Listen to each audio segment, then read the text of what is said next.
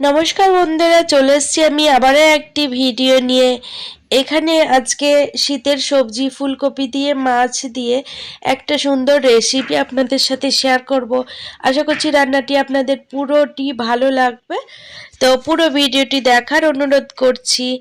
তো বন্ধুরা, এখানে দেখতে পাচ্ছেন ফুলকপিটা কেটে নিয়েছি, আলু কেটে ধুয়ে নিয়েছি, মাছও কিন্তু এখানে কাটা ধোয়া করা আছে। এবার মাছের মধ্যে পরিমাণ মতো লবণ আর পরিমাণ মতো হলুদ দিয়ে দিচ্ছি। এবার মাছগুলো বেশ ভালো করে হাত দিয়ে লবণ হলুদ মাখিয়ে নেব। বন্ধুরা, রান্নার ভিডিওটি যদি ভালো লাগে তাহলে অবশ্যই একটা লাইক করবেন। আর আপনারা যারা নতুন আমার ভিডিওগুলি দেখছেন তারা আমার চ্যানেল সাবস্ক্রাইব করে আমার সাথে থাকবেন। আর পাশে থাকা বেল নোটিফিকেশনটা অবশ্যই অন করে রাখবেন, তাতে আমি যখনই নতুন ভিডিওর আপলোড দেব তার নোটিফিকেশন আপনার সকলে প্রথমে পাবেন।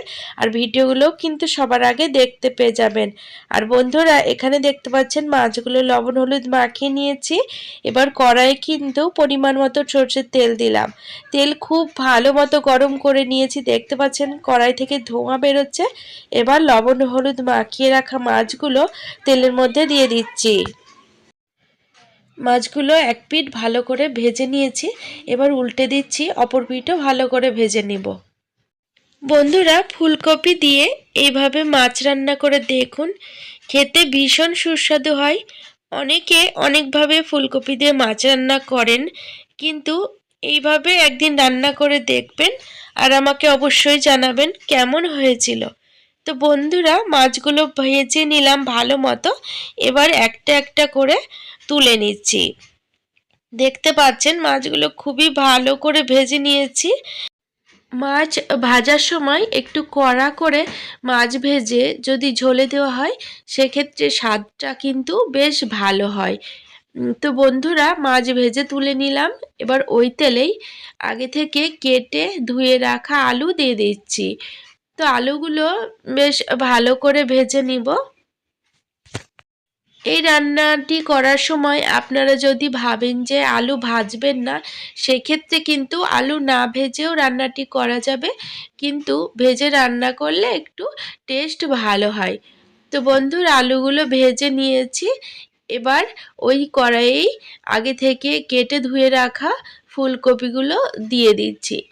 তো ফুলকপি বেশি ভাজবো না, হালকা বেশ 3 থেকে 4 মিনিট মতো নাড়াচাড়া করে নেব।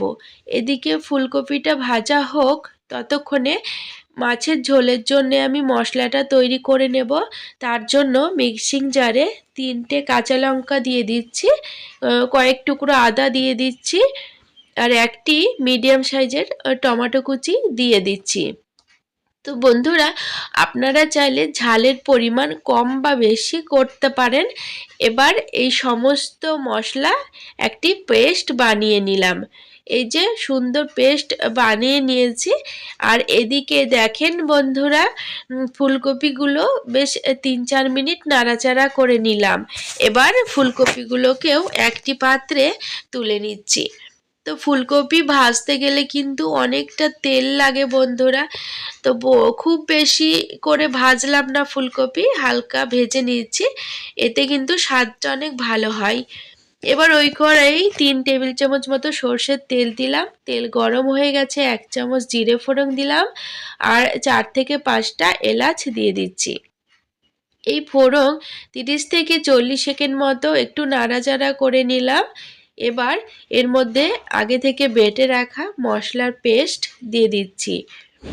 মশলা দেওয়ার পরে এর মধ্যে 1 চা চামচ জিরে গুঁড়ো দিলাম, 1 চা চামচ লঙ্কার গুঁড়ো দিচ্ছি, আর পরিমাণ মতো হলুদ দিয়ে দিচ্ছি, আর স্বাদ অনুযায়ী লবণ দিলাম। এবার সমস্ত উপকরণ মিডিয়াম টু লো ফ্লেমে ভালো করে কষিয়ে নেব। মশলা যত ভালো কষানো হবে তরকারির স্বাদটা কিন্তু ততটাই ভালো হবে।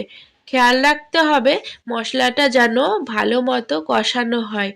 তো বন্ধুরা এখানে দেখতে পাচ্ছেন 2 মিনিট নাড়াচাড়া করার পরে মশলা থেকে তেল ছেড়ে গেছে, মানে মশলাটা কষানো হয়ে এসেছে। এখন এর মধ্যে আগে থেকে ভেজে তুলে রাখা আলু আর ফুলকপি দিয়ে দিচ্ছি।